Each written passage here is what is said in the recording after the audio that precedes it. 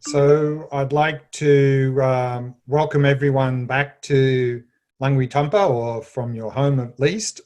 Welcome back to this 8-session program, this Shamatha practice program based on the technique of mindfulness of breathing. And the second session now, this evening, is the mindfulness of breathing, focusing on what's called the full body practice. So let's have a look at what we're going to be covering in this evening's session. So first off, we'll start with a short review of some of the main points from Tuesday's session. We'll then follow that with a meditation of settling body, speech and mind, which was the practice that we learned and practiced in the previous session. And then in this session, we'll be looking at two topics, the qualities that we are to cultivate in the shamatha practice, what objects should we focus on for this practice, and then we'll look at an overview of this mindfulness of breathing technique for shamatha, which is the main focus of these 8 sessions. And then we'll have a look at the actual practice that we're going to be doing in the session today. And that's going to be the mindfulness of breathing, the full body variation of that practice, and then finishing with some question answer. So before we begin the review, just setting a positive motivation for this evening's session. And so again, we can make that individual. So make that motivation as expansive as possible. And any of you who, of course, are following the Mahayana Buddhist traditions, that motivation, the best motivation, is the motivation of bodhicitta.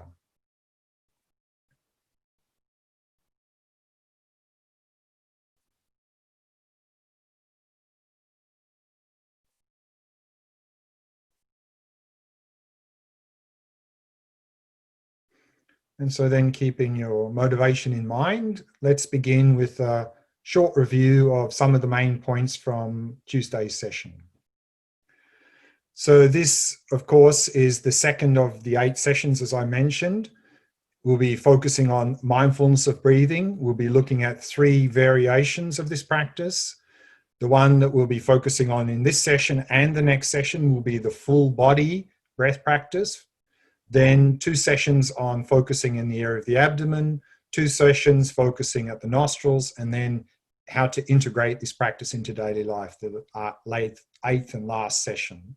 The recommended reading for this program is this wonderful book from Alan Wallace, Attention Revolution, which is all about the shamatha practice. So what is shamatha? So we saw there on Tuesday that shamatha is a Sanskrit term. The Mahayana Buddhist traditions are based on the original teachings written in the Sanskrit language. So in the Mahayana Buddhist traditions, such as Tibetan Buddhism and Zen and Korean and Chinese and Vietnamese and Mongolian and so forth, when we go back to the original texts, they're written in the Sanskrit language. So we have a lot of Sanskrit terms that are very precise in meaning, which are very helpful to use. So here, shamatha is a Sanskrit term. We divide that into 2 parts. Shama means a calm mind, a mind that's not discursive, and ta means to remain or abide. So shamatha is often translated as calm abiding. And shamatha is the practice of cultivating a calm, clear, focused mind, developing or cultivating single-pointed concentration. So it's what's called a concentration practice. And concentration in Sanskrit is samadhi. There are many levels of concentration we can cultivate in the spiritual path. For example, in the Theravada Buddhist traditions, when they talk about samadhi or concentration practice, they often call this jhana practice, because jhana is another level of concentration that we can develop. But it's the same practice as shamatha. Why is this shamatha practice important? We saw there that shamatha practice is very important at everyday life level, because shamatha is helping us to improve our attention skills. And if we can improve our attention skills, then we'll be much more effective in everything we do in our life, with a much more calm mind, so less agitation and stress, therefore better mental balance. And instead of being slaves of our mind and caught up and overwhelmed by our thoughts, emotions, memories, we'll become the masters of our mind. And also, this shamatha practice can bring a lot of health benefits, because we often have a lot of sleep problems and so forth because of the lack of attention skills and agitated mind. But here, of course, in the Buddhist context, the main reason we are cultivating the shamatha practice is in terms of the pursuit of genuine happiness, this state of inner well-being. And we saw there that in the Theravada Buddhist traditions, based on the original teachings written in the Pali language, the goal of genuine happiness is this goal of nirvana, liberation from suffering. And how we achieve that goal is through the Noble Eightfold Path. That's the standard presentation. Whereas in the Mahayana Buddhist traditions, then genuine happiness is often described as in terms of a striving for this goal of enlightenment. And we do that by engaging in these 6 perfections practices. And we saw there that on Tuesday that whether we're talking about the Noble Eightfold Path or the 6 perfections, we're talking about the same 3 core areas of practice of ethics, concentration, and wisdom. That these 3 higher trainings are the 3 core areas of practice in all Buddhist traditions. And we saw there how we can condense both the Noble Eightfold Path and the 6 perfections into these same 3 core areas of practice of ethics, concentration, and wisdom. And so here within the Mahayana traditions, these 3 higher trainings, ethics is not simply just avoiding harmful behavior, but it's much more expansive. It's also the ethics of engaging in virtuous behavior and the ethics of benefiting others. The concentration practice, the samadhi practice, is this one of shamatha that we are focusing on in this 8-session program. And then on that basis, the wisdom practice, which is often referred to as vipassana practice or insight practice. Here in the Mahayana, we're mainly focusing on the vipassana practice of emptiness. And we saw here that in that color chart that we're going on the 9 stages to shamatha, that we're going to be looking at in some detail in sessions 4 and 5, we saw there at the top of the diagram, there's this diagram right at the top right-hand corner, which is describing the vipassana practice. And there it says, the root of samsara is cut by the union of shamatha and vipassana observing emptiness. Which means that if we want to overcome suffering, achieve liberation, achieve nirvana, or achieve enlightenment, we need this union of shamatha and vipassana observing emptiness. Because the Buddhist assertion is that the underlying cause of our mental afflictions and suffering is our distorted view of reality. And particularly here in the Mahayana context, the deepest distortion of reality is this grasping onto independent me and an independent objective world. And so we are to come to realize nothing exists independently, and that is this wisdom of emptiness. And so if we can come to this direct insight into emptiness, we can cut through those distorted views, mental afflictions, and the suffering. But to be able to have a direct insight into emptiness, we need a very stable and clear mind. We need the mind of shamatha. So therefore, this shamatha practice is very important in the pursuit of happiness, because without shamatha, there is no way that we can achieve that goal of genuine happiness, of inner well-being.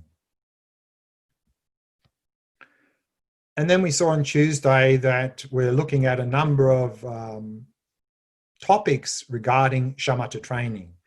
That with shamatha training, one thing that is important are these what's called prerequisites, which means the prerequisites to shamatha training is all about setting up a good framework for shamatha training in terms of how to set up our life in such a way to support this training. And so we'll be looking at these prerequisites in session 7 of this program. And then in terms of the actual practice for shamatha training, then of course, any practice we do always has 2 parts, meditation and integrating into daily life. And here within meditation, all meditations also have 2 parts, preparation and then the actual meditation. And so we saw in the Tuesday session, we focused on preparation in meditation, how to prepare our body, speech, and mind well at the beginning of a meditation session to set ourselves up for the actual meditation in the most effective way. And then with the actual meditation here in shamatha training, there are 4 topics that we are going through: qualities, objects, tools, and faults. In the session today, we're going to look at qualities. What qualities are we cultivating in this training, in this practice? What object should we focus on? And then next Tuesday, we'll look at what tools do we use and what faults can arise in this training and in this meditation practice and how to overcome them. And then how to integrate this shamatha practice into daily life. We'll look at it in the last session, session 8. And as with all practices, then it's good to have a roadmap for the practice, to know what the goal of the practice is, and then to have an understanding of the stages of progress that we go through towards that goal, so that we know we're on track, that we're not deviating from the practice. And so we'll be looking at the stages of progress in shamatha training, and the classic presentation here is this 9-stage model that you have those handouts for, the color chart, the color diagram, the chart, and the other diagram as well. Again, we'll be looking at those in detail in session 4 and 5. So then in the first session on Tuesday, we focused on the preparation, that it's very important at the beginning of every meditation session to prepare ourselves well, to set ourselves up in an optimal condition so that we can most effectively engage in the actual meditation practice.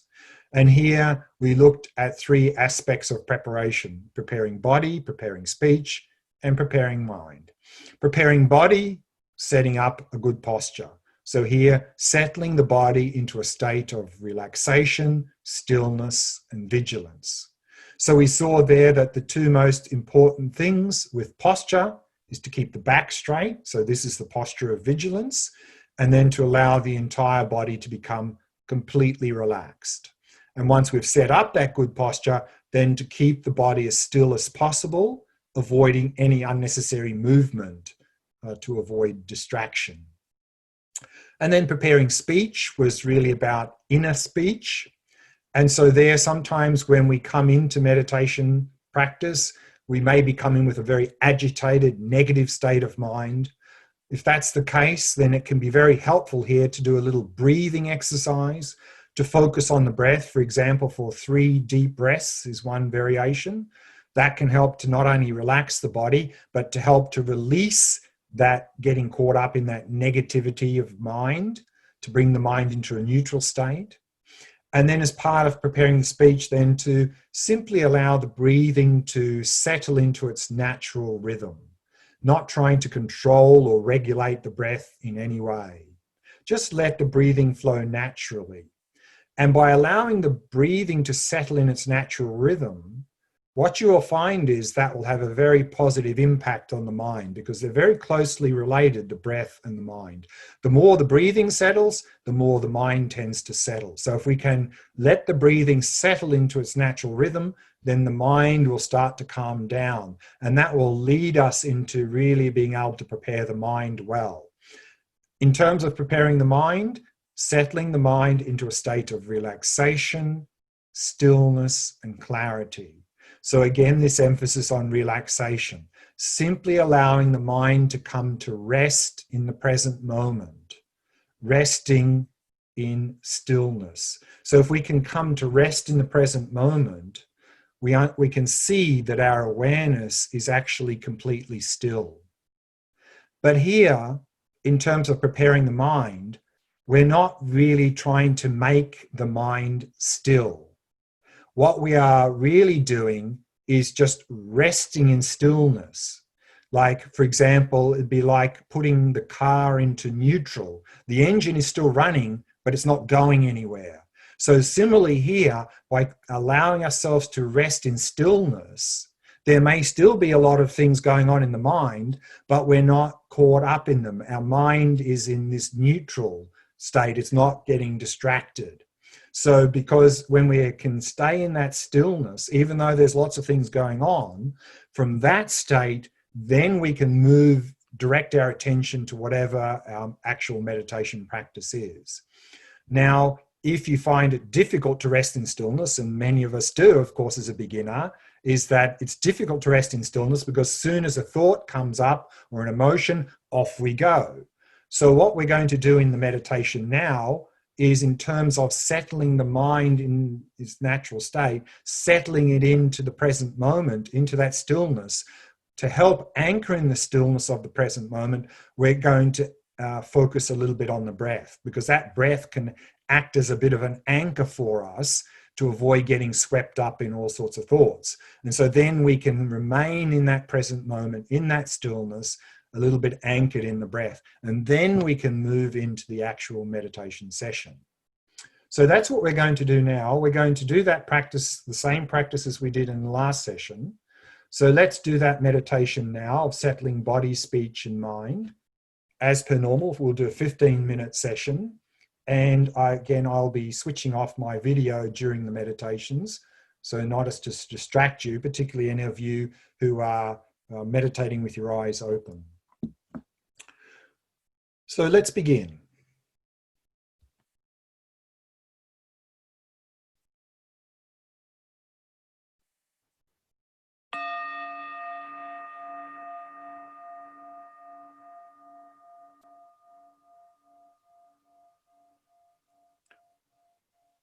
As always, we begin by preparing the body. Settling the body into a state of relaxation, stillness, and vigilance. A vigilant posture is to keep the back nice and straight. And at the same time, allow the entire body to become completely relaxed, completely at ease.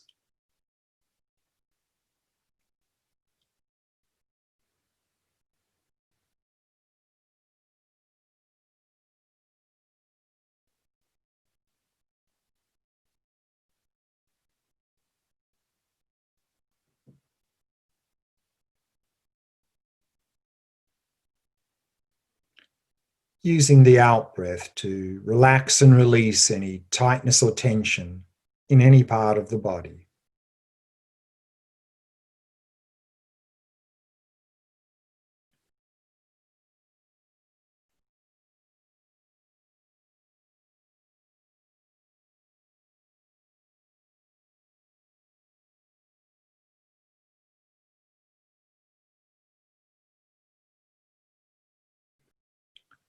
And softening and relaxing all the muscles in the face.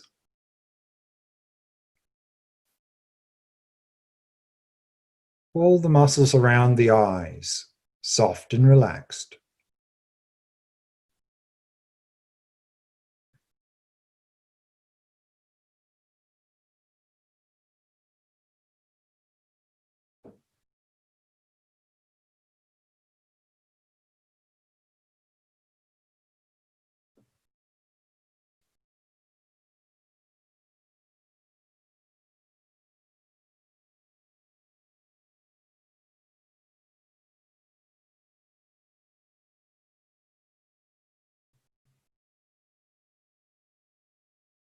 And having established a good posture, then keeping the body as still as possible, avoiding any unnecessary movement.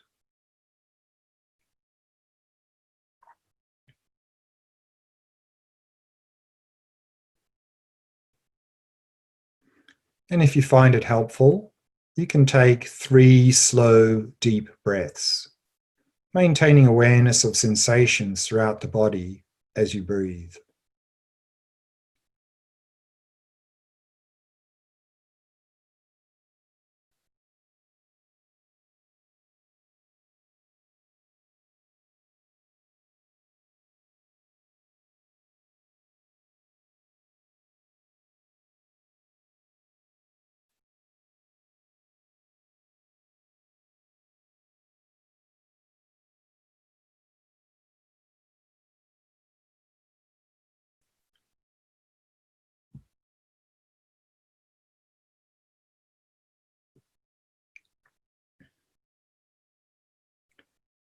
and allowing the breathing to settle into its natural rhythm.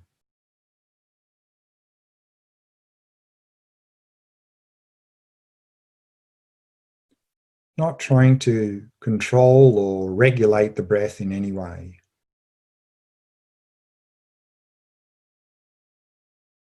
Simply allowing it to flow naturally and effortlessly.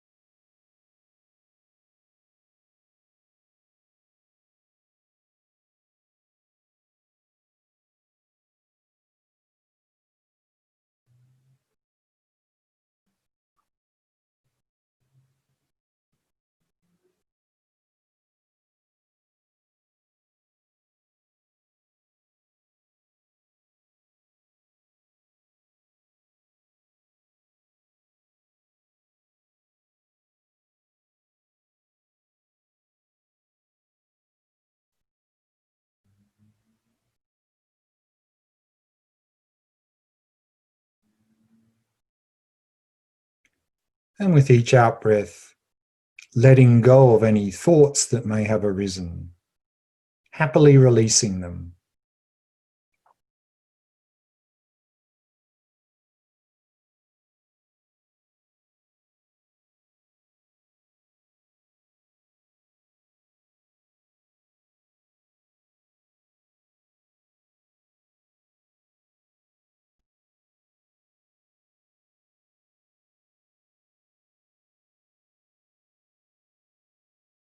And allowing the mind to settle in a state of relaxation, stillness, and clarity.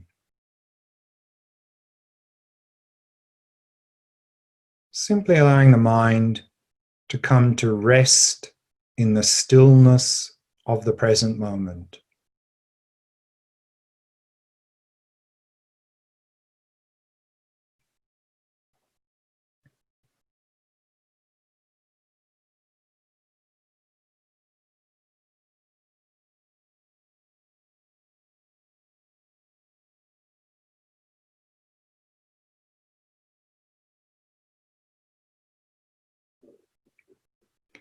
And to help remain in that stillness of the present moment, we can anchor ourselves in the breath. So just noticing sensations of the breath throughout the body. Noticing any sensations in the body associated with the breath, with the breathing.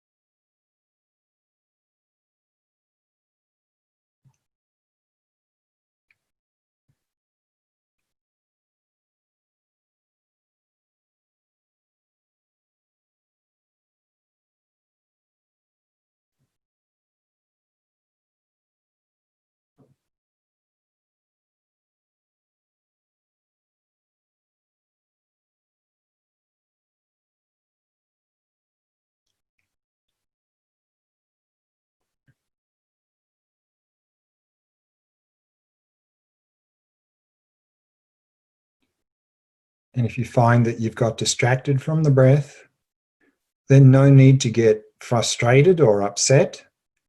In fact, be happy. You've noticed you've become distracted. And the very first thing to do is simply relax. Then release the distraction and very gently return to focusing on the breath. So relax, release, and return each time you become distracted. Simply keep coming back to the breath again and again, patiently and happily.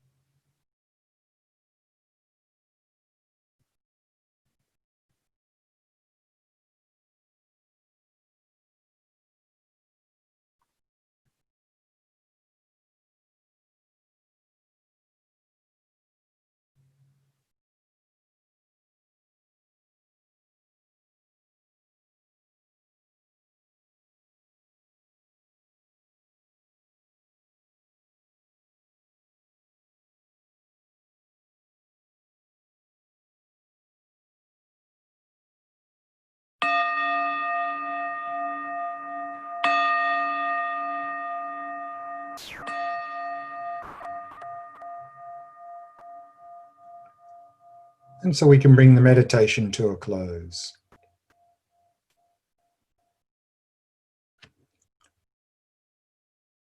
Let's now have a look at the first of the two topics we're going to cover in this session, and that is qualities.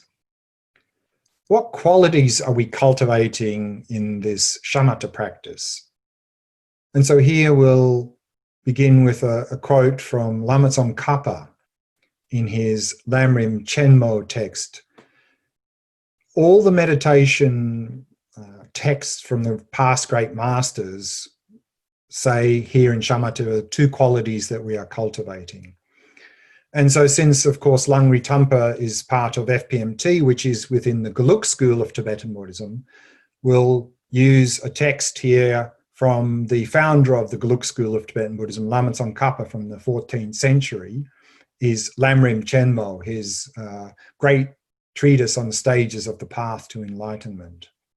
And so what he says is that the concentration that you will accomplish here has two special features: vivid intensity, or in other words, an intense mental clarity, and a non-discursive stability. In other words, staying one-pointedly on the object of meditation. So generally in these sorts of shamatha texts from centuries ago, two qualities are mentioned. The quality of stability, being able to focus on the object single-pointedly without becoming distracted, and also to be able to focus with clarity, to not have a very dull mind. But here, as we see in the slide, I've added a third quality that you won't often see in these old meditation texts from centuries ago. And I think the reason is that centuries ago, people tended to be quite relaxed. In fact, often too relaxed. So here in this shamatha training, very often one of the very first instructions you'll see in the shamatha text is something like firmly tighten your focus on the object. And so when we see that, we go, yep, I can do that. And we clamp down, because that's what it says, tighten your focus. So we clamp down very hard. And then, of course, we generally get distracted within a couple of seconds. And we feel like the reason I got distracted is I didn't clamp down hard enough. So we clamp down even harder. And so we have a lot of tension. And unfortunately, this is really symptomatic of our modern day lifestyle, that we have very hectic lifestyle, bombarded by stimulus. Our minds tend to be very chaotic. And so whenever we want to focus on anything in our life, we tend to tense to be able to focus. And unfortunately, that sort of works a little bit. With tension, we can focus a bit on an object or a task. But we know from our own experience, if we have to focus on something for a longer period of time with tension, then we become completely exhausted and often become very agitated. So this is not a sustainable way of focus. And so therefore, and that's what happens in modern day world. We have this sort of mind, this tense mind. We come into meditation practice, and because there's no mention about relaxing, we focus like we normally do in everyday life. We clamp down and we get distracted and we clamp down harder. And then we wonder why we have all sorts of problems in meditation. We wonder why meditation is so exhausting. And some people even complain that meditation causes headaches. I mean, we're just way too tight. We're way too tense. So the very first thing we need to do in this and any meditation practice is we need to learn to relax, because there is no way that we're going to be able to cultivate any sustainable stability or clarity with a mind of tension. So the basis of shamatha is relaxation, to overcome tension. And here we need to emphasize these three qualities in this order. First, we emphasize relaxation. Develop a basis in relaxation. On that basis, we can work on enhancing stability of attention. The more stable our attention comes, then we can enhance the clarity of attention. And the analogy here is the analogy of a tree. We see this in Attention Revolution from Alan Wallace. He says, the relationship among these three qualities can be likened to the roots, trunk, and foliage of a tree. As your practice grows, the roots of relaxation go deeper, the trunk of stability gets stronger, and the foliage of vividness or clarity reaches higher. And so I can't really overemphasize the importance of relaxation as a basis. And he mentions this in his attention revolution, and I may quote this in the next session, but if you'd like to read, it's on page 14, that I know from my own experience and talking to many, many people that really we need to put a lot of emphasis on relaxation as a beginner in this practice. So important. And so that's why in this session today and the session on next Tuesday, the next two sessions, that's exactly what we're going to do. We're really going to emphasize this relaxation, to really establish this basis in relaxation. Now, what objects should we focus on in this practice? So we'll read from, again, Attention Revolution, what Alan Wallace's recommendation is for shamatha practice, because we pick an object to develop single-pointed concentration. And he says to guide meditators along these 10 stages, and the 10 stages are you see the color diagram there, this classic stage model for shamatha practice, the 9 stages plus the result of shamatha. So that's what he means by the 10 stages. I have chosen from Buddhist teachings 3 techniques that I have found effective for people in the modern world. For achieving the first 4 stages, I recommend mindfulness of breathing. Beginning with the 5th stage, I recommend a method called settling the mind in its natural state. That's the practice of observing the mind, or in other words, observing what's coming up in the mind, observing our thoughts. And then he says, with the instructions for the 8th attentional stage onward, we move on to the still subtler practice of maintaining awareness of awareness itself. The technique is called shamatha without an object. So this practice is we're turning awareness in upon itself and simply knowing that we're aware. So simply resting in awareness. So he is recommending these 3 objects as very suitable for us in the modern world. And so therefore, we're going to, in this 8-session program, we're going to focus on the first of those these 3 objects. That is the breath, or in other words, mindfulness of breathing. This is the object that is probably most widely emphasized in most Buddhist traditions. And for us, even in the modern world, for many of us or most of us, that's probably going to be the best object. And that's certainly also the one that Alan Wallace was recommending for us beginners. And in this program, we're going to look at 3 variations of this mindfulness of breathing. The full body, which we're going to do today and next session, just noticing sensations anywhere in the body associated with the breathing. This is very good for relaxation. And then in session 4 and 5, we're going to focus in the area of the abdomen. This is particularly good for improving stability of attention. And then for session 6 and 7, we're going to focus at the entrance of the nostrils. That is particularly good for emphasizing clarity of attention. So each one of those 3 variations, particularly conducive for each one of those 3 qualities that we're cultivating in this practice.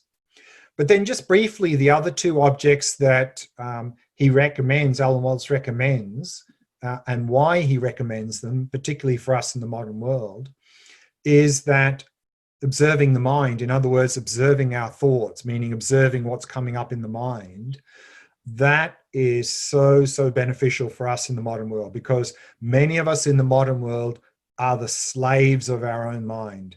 We're often tormented and overwhelmed and caught up in our thoughts, emotions, and memories. And we've really made our mind our worst enemy. And then we end up fighting with the mind. We fight with our thoughts, emotions, and memories. And then that just is like throwing petrol on a fire. It just gets worse. Whereas if we can develop the ability to simply observe our thoughts and emotions without getting caught up in them, we really will become the masters of our own mind. And this is very much also a healing practice, because a lot of our mental, psychological problems and even physical health problems are coming from suppressing thoughts, emotions, memories. And so we'll be able to overcome that by using the mind as the object for shamatha practice. And then the resting in awareness practice, the unique benefits for that for us in the modern world is that, again, many of us in the modern world tend to have very chaotic minds. Our mind tends to be very tight and constricted, which means that when some little stimulus comes our way in daily life, we easily react. A little bit like the analogy, if we have a cup of water and we have a little pebble and we drop the pebble in the cup of water, our mind is like the water in a cup now, very tight and constricted. So if we drop a pebble in the water, the surface of the water gets very much disturbed. Similarly, because our mind is tight and constricted, then some little stimulus comes and we react. We react easily, craving, attachment, anger, frustration, jealousy, and so forth. Whereas if we do this practice of resting in awareness, what will happen is we'll notice that awareness is open and spacious. So we'll be able to release that constriction of our mind. We'll be able to rest in open, spacious stillness, which means if our mind is in that state and we have that as our new default mode in daily life, instead of a tight, constricted mind, then if some little stimulus comes our way in daily life with this level of mind, no reaction. We'll be able to deal with it effectively. Like if you drop the same pebble in a large, still lake, there's hardly a ripple. Similarly, hardly a ripple on our mind in daily life. We'll have much less reactions in daily life. And also by resting in awareness, it's very much a bridge into the Vipassana practice. By simply resting in awareness, we come to very clearly see our own mind. And we can even get an intuitive insight into the nature of our own mind, an insight into emptiness. So this is very much a bridge into Vipassana practice. So this is why Alan Wallace emphasizes these three objects for us in the modern world. So we're going to look at the first of those in this retreat, in this course rather. But let's have a look at what Lama Tsongkhapa says in terms of which object to use in his Lamrim Chenmo. So this is on page 42 of volume 3. The Lamrim Chenmo has been translated into 3 volumes. And he gives a large list of many different objects. And then he says the following. He says, now, from among the many objects of meditation I have explained, on which object of meditation should you base yourself so as to achieve serenity? So here in this translation, the translators are translating shamatha as serenity. So serenity is shamatha. And he says, as stated in the sutra passage above, there is no single definite object. Rather, individuals require their particular object of meditation. And then a little bit later in the paragraph, he says, in particular, if you have a predominance of discursiveness, meaning you're caught up in lots of thoughts and emotions and memories and so forth, he said, Lama Tsongkhapa then says, then you definitely have to meditate on the breath. So I think that accounts for about 95% of the modern day population. We're all caught up in our thinking. We're discursive, obsessive, compulsive thinking in the modern world. So the breath is excellent for most of us in the modern world because of that. But then he goes on a little bit later on the same page. He says, alternatively, he says Kamala Shila, a great 8th century Indian master, he says, in his stages of meditation, he follows the Sutra on Concentration. He follows the King of Concentration Sutra in stating that you achieve concentration by focusing on the body of the Tathagata, or in other words, Buddha. And then we have in the Lamrim Chenmo a very long explanation about how to use a mental image of a Buddha as the object to focus on in shamatha. And there are a lot of advantages for using a mental image of a Buddha. First, of course, the mental image of a Buddha is a very virtuous object. And also, it's a very good preparation for Tantra or Vajrayana practice, because in Tantra, we're doing a lot of visualization of various deities and Buddhas. And so if we're very familiar with visualizing that and focusing on that in Shamatha, that's a good preparation for Tantra. But it's a very complex visualization as the object. And if any of you have tried to use the mental image of a Buddha as an object for shamatha, I think many of you, like myself, found it very challenging, because it's very complex visualization, and many of us are not very good at visualizing. Some people are, and so for people who are naturally gifted at visualizing, it may be actually the best object to use. What about then using a visual image, or even a visual image of a Buddha? And here in Lama Tsongkhapa's text, he says the following.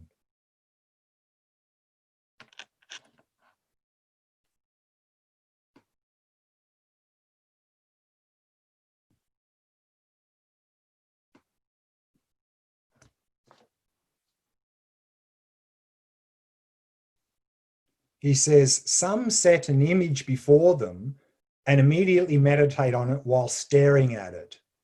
And he says the master Yeshe Day rejection of this practice is excellent. He says that concentration is not achieved in the sensory consciousnesses, but in the mental consciousness. Thus, the actual object of meditation of a concentration is an object of mental consciousness. Therefore, you must keep your attention on this. He also states what I have explained above, that you have to focus your mind on the appearance of an actual concept or mental image of the object of meditation. So we can't use a sense object to achieve shamatha. But that doesn't actually mean we can't begin with a sense object, because in some meditation texts, they say, focus on the breath, for example. And then they say after that, oh, you find that too difficult to focus on the breath? Okay, find yourself a stick or a pebble, put it down and look at it. And so a visual object, or even a repetitive sound like chanting a mantra, a sense object, can be useful to get into the practice if our minds are completely chaotic. But as we saw in Tsongkhapa's Lamrim Chenmo text, we won't be able to get very far with a visual or a sense object. They're very limited in how far we can get. And then we'll need to move on to a more subtle object, to, for example, a mental image or so forth, or the sensations of the breath. And then also we see in the Lamrim Chenmo here that it's important, find an object that works best for you and stick with that object. Don't keep changing the object.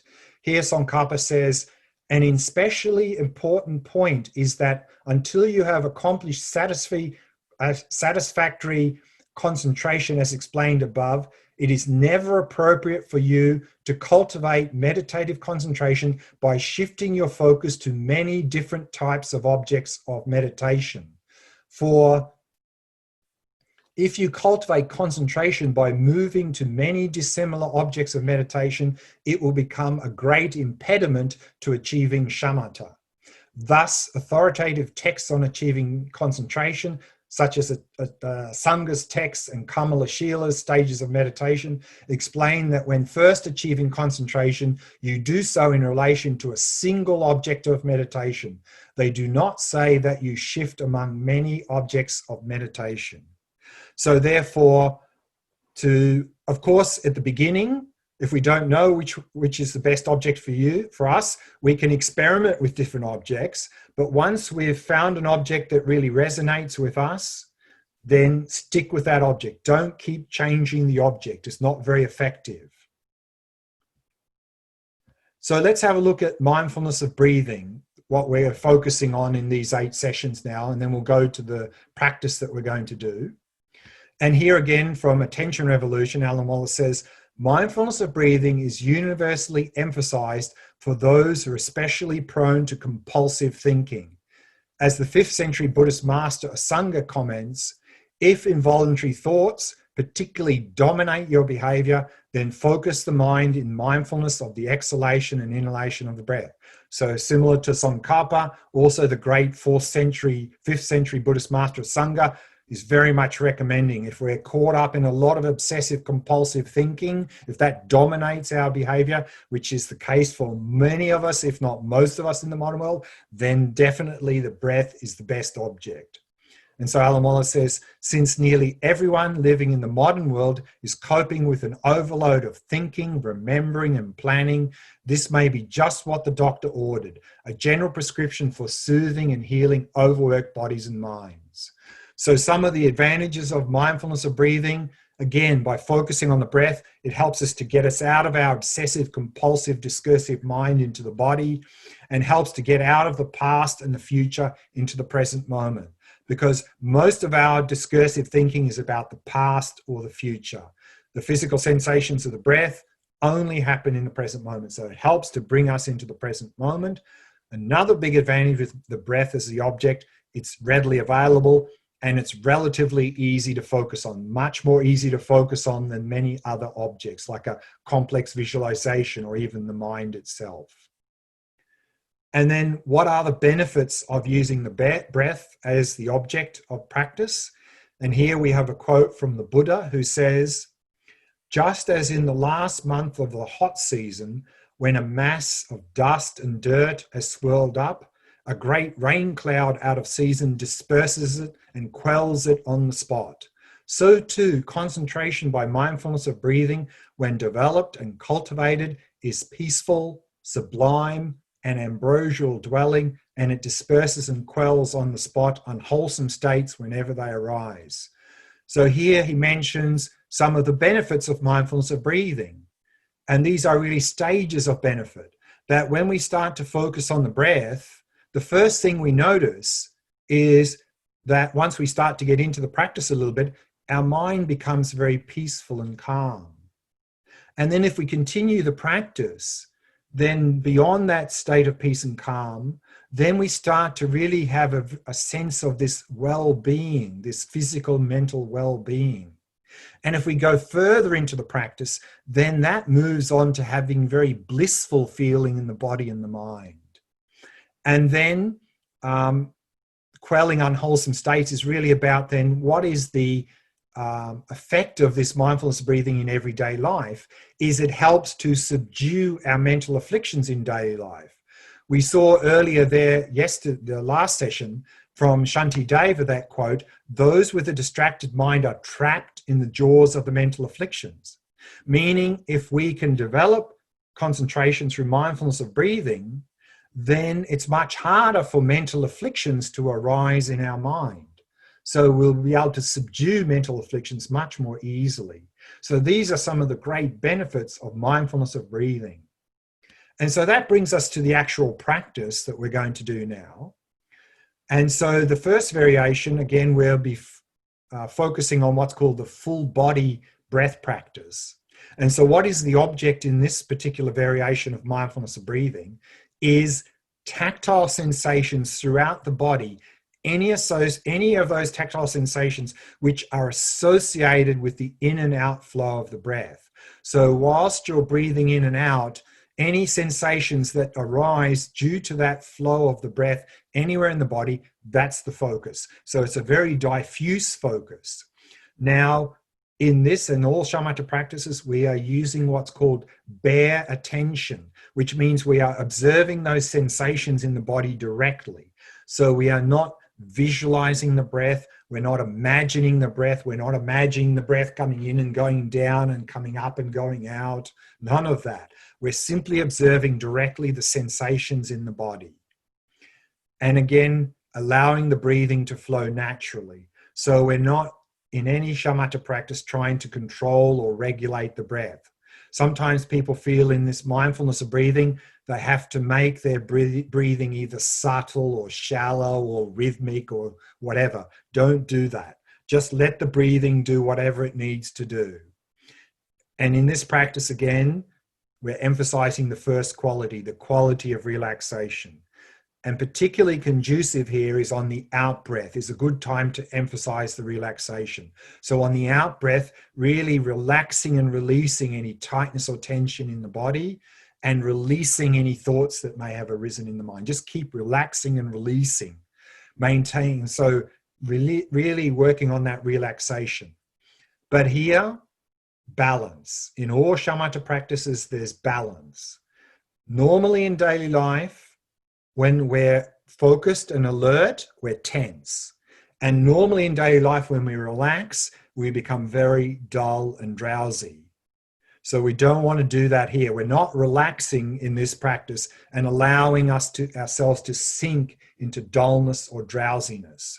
So therefore, in the process of relaxing the body and the mind here, maintain whatever level of clarity you began with. We're not trying to enhance clarity, but we're simply not allowing that clarity to dissipate. We're not allowing the mind to sink into dullness or drowsiness.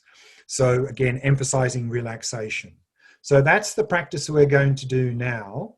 So if you'd like to find a nice, comfortable posture, let's do that practice.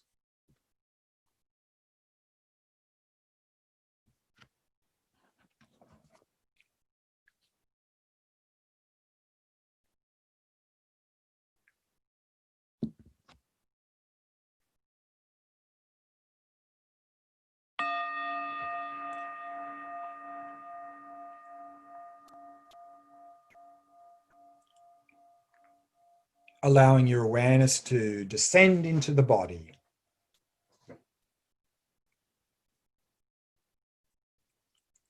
And simply becoming aware of sensations throughout the body.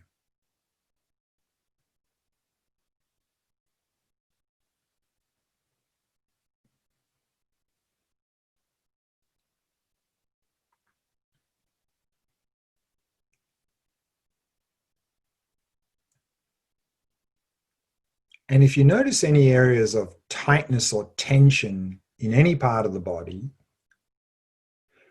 then breathe into those areas of tension. And then as you breathe out, release that tightness or tension.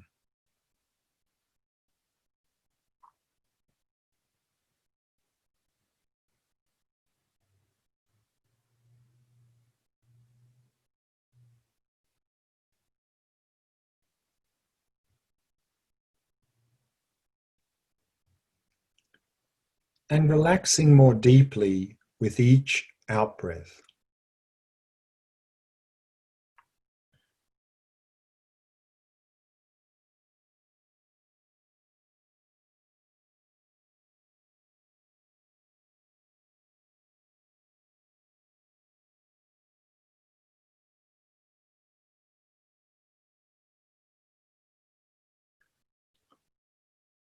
Allowing the breathing to settle into its natural rhythm.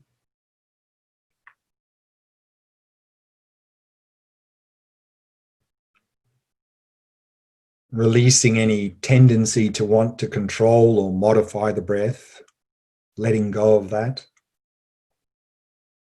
completely.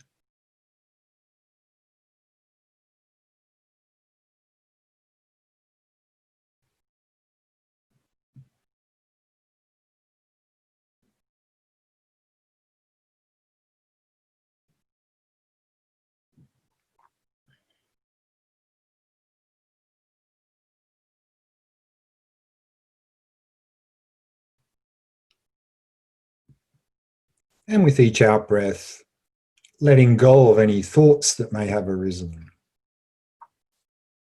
Happily releasing them.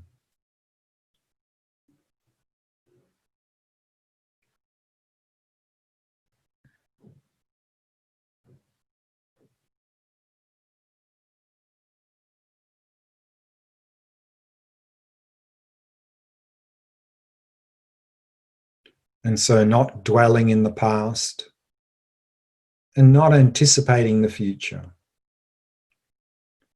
Rather, simply allowing the mind to come to rest in the stillness of the present moment.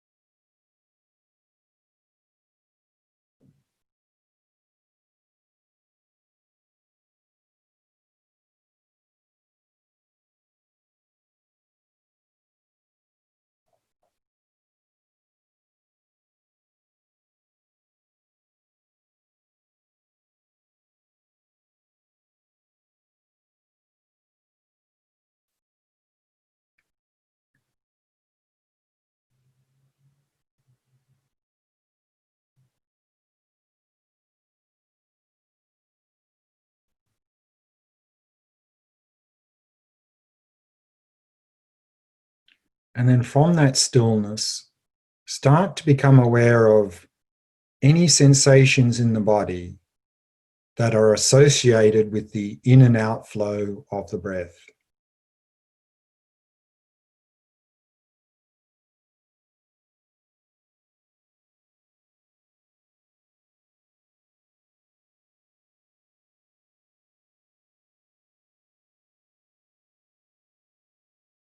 Using that bare attention to directly observe the tactile sensations of the breath throughout the body.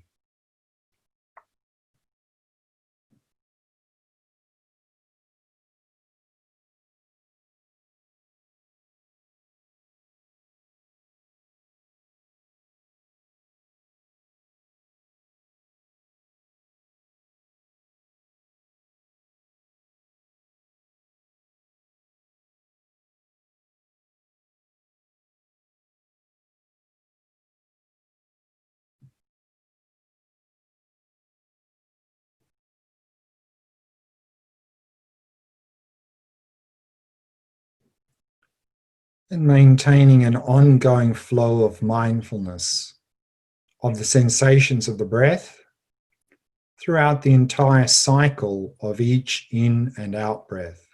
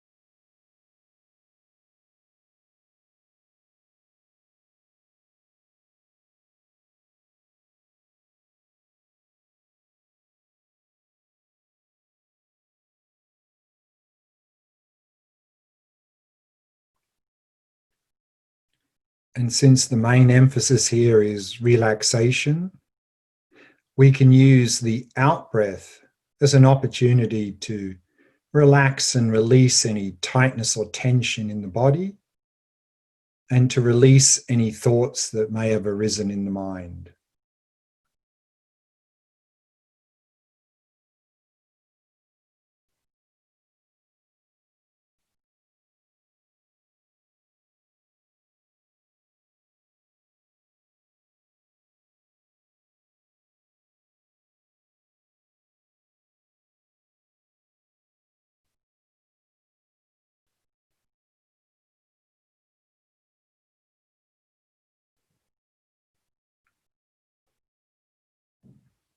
However, maintaining a balance.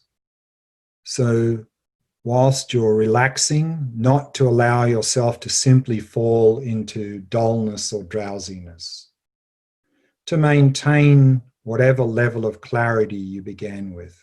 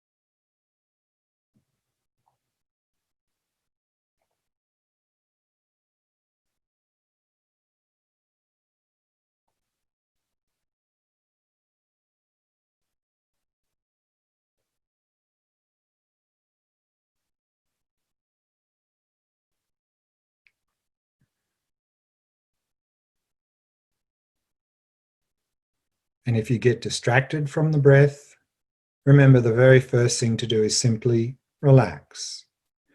Then release the distraction and very gently return to focusing on the breath, focusing on the sensations of the breath throughout the body. So relax, release, and return.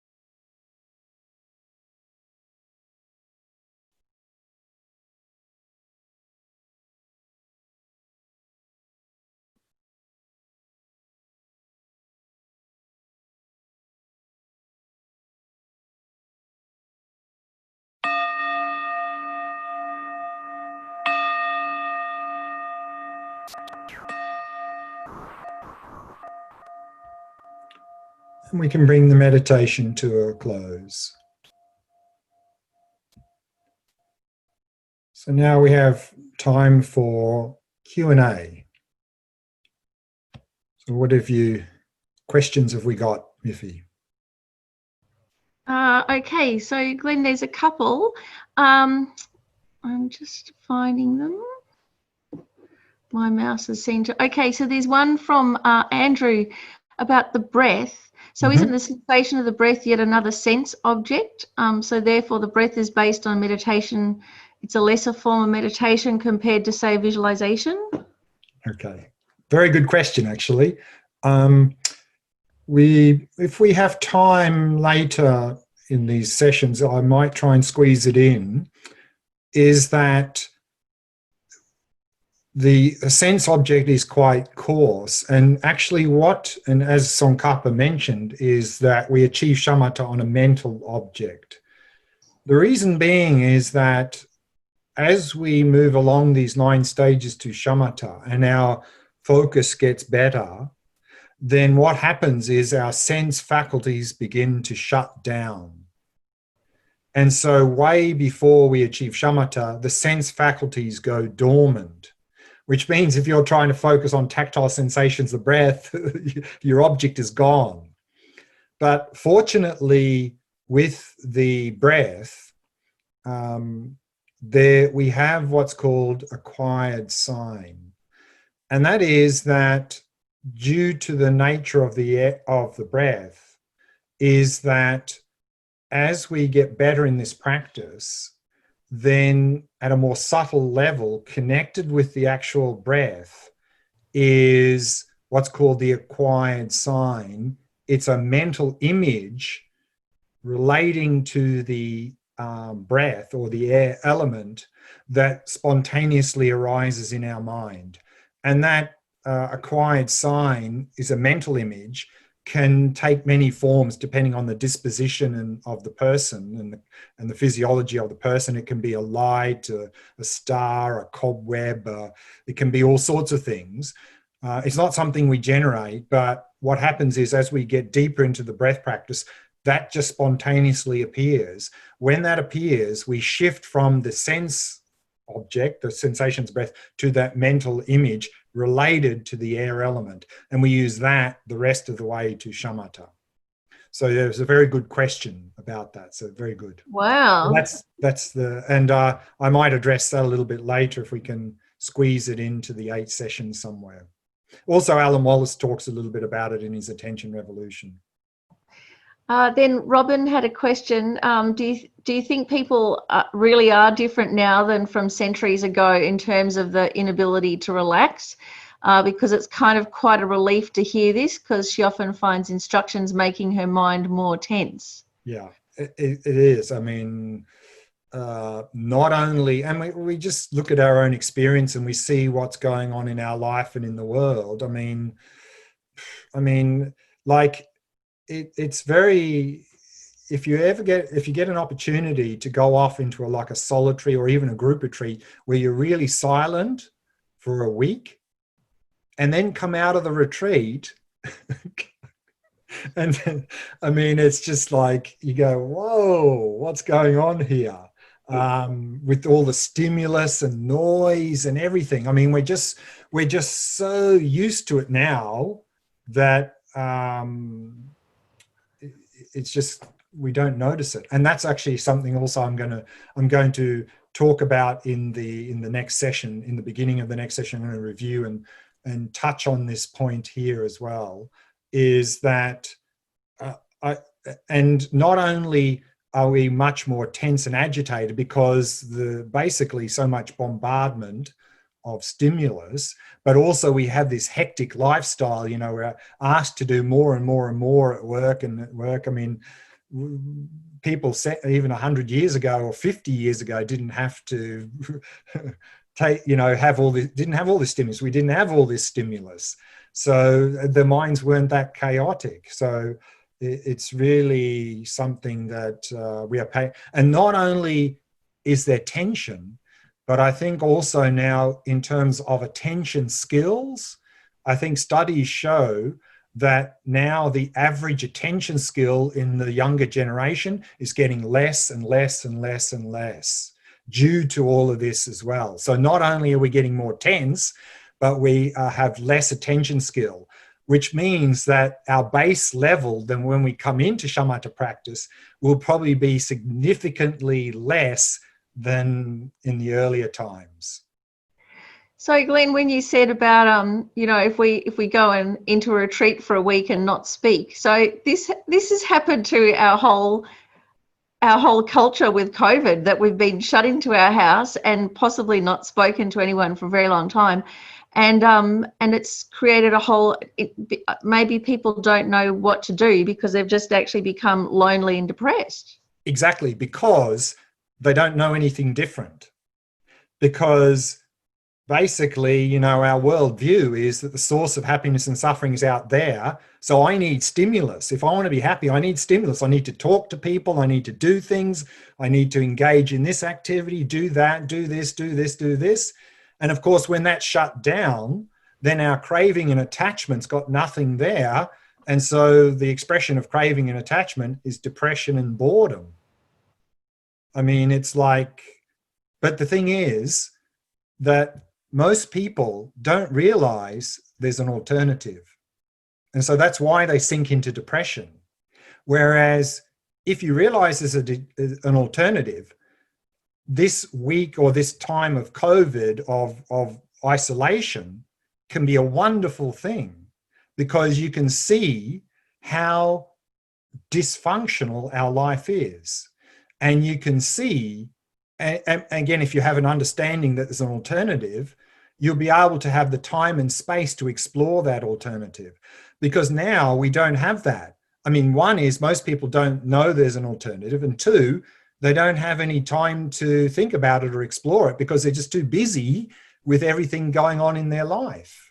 And so then nothing ever happens, you know.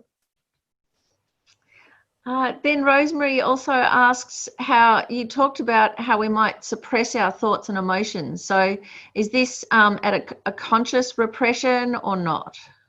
Both conscious and subconscious. And that's something that normally I address in the context of the shamatha practice, observing the mind, is that, again, you know, based on the worldview that the source of happiness, you know, is out there, not within ourselves.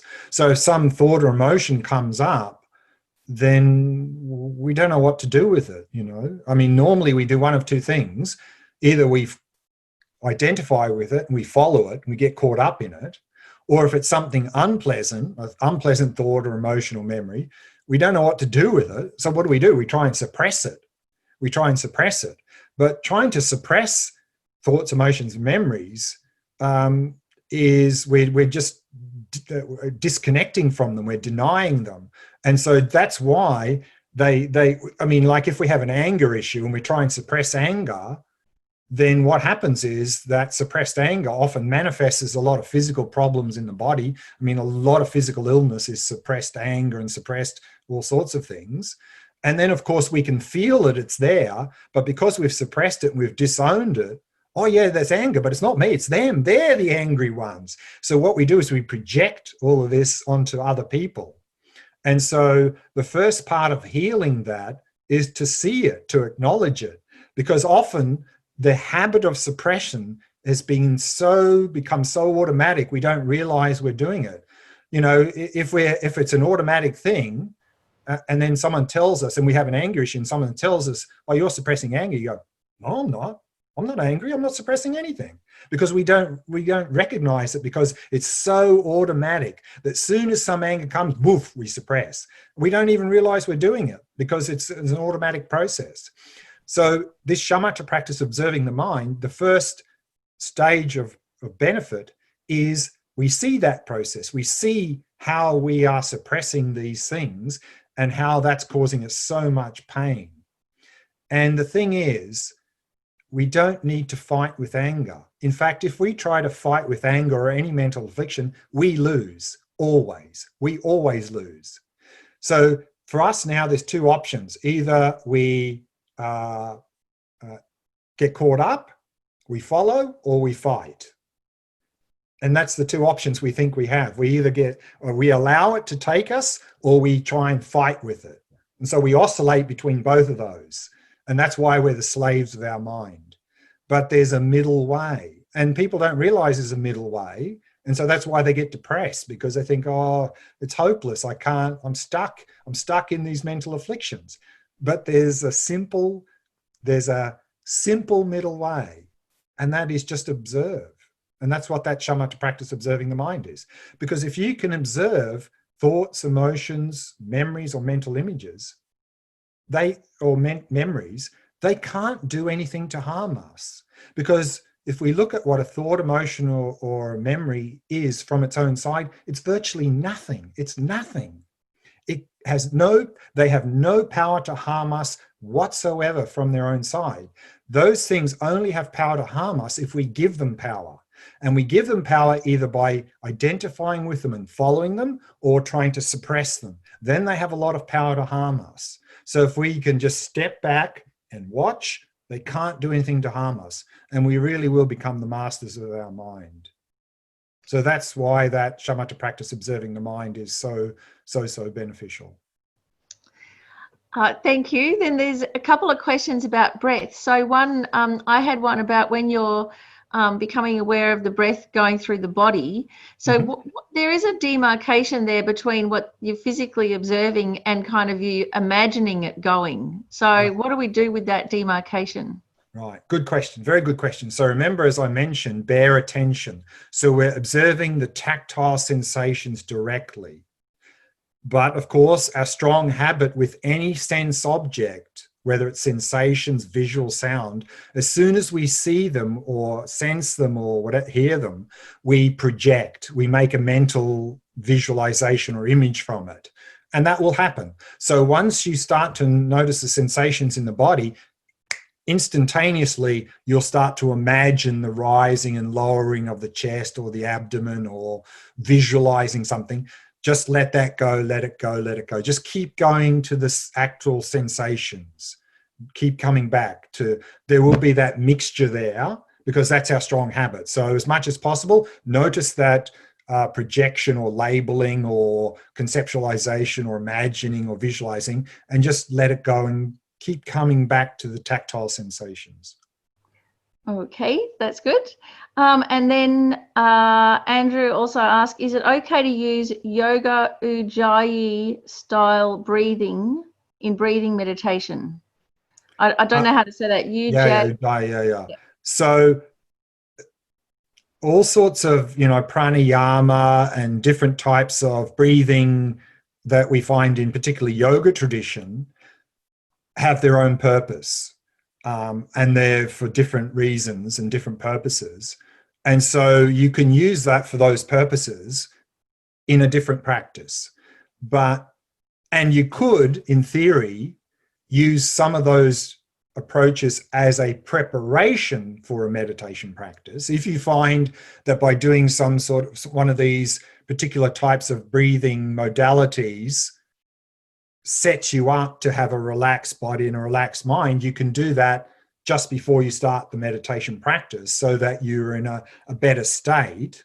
But once you've actually started the meditation, then we don't want to be doing any of this breath manipulation, because then we're focusing on that instead of what we're supposed to be doing in the meditation. So yes, you can use them as a preparation and as a separate.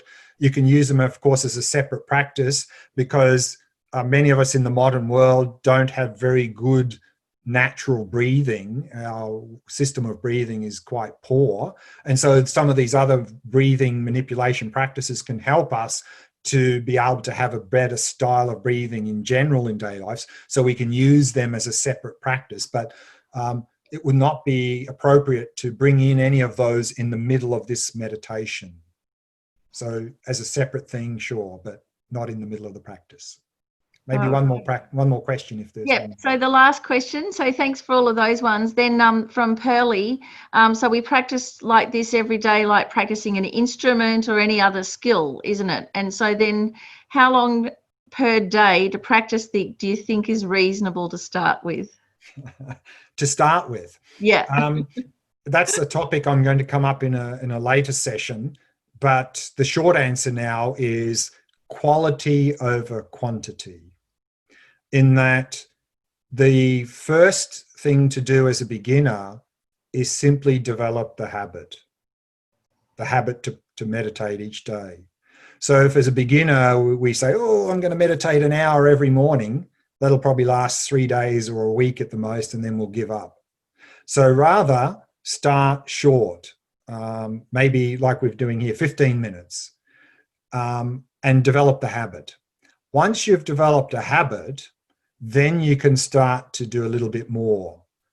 And in terms of how much more to do, we'll look at that in more detail in a later session in this program.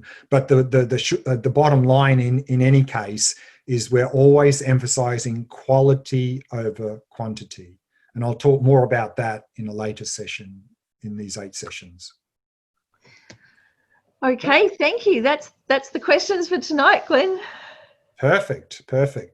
Okay, so that's it for this evening session. So maybe before we run away, just sit quietly for a moment or two and just dedicate all of our positive efforts that we've done here in this evening session, and dedicate it according to the motivation you set at the beginning of the session.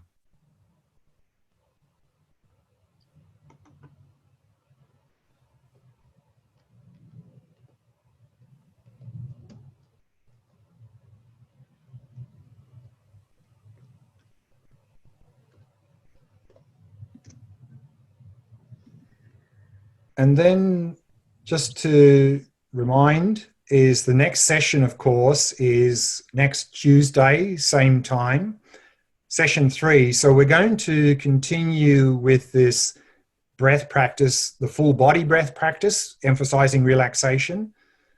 But in the next session on Tuesday, we're going to learn how to meditate in the shavasana posture, the corpse posture, lying down posture, because that's very conducive for relaxation. So for the next session, it may be helpful if you can arrange somehow where you're watching from to have a bed or cushion or something comfortable nearby where you can lie down, because that's what we're going to do is the meditation. We're going to go through how to use the shavasana posture for meditation. So that'll be part of the next session.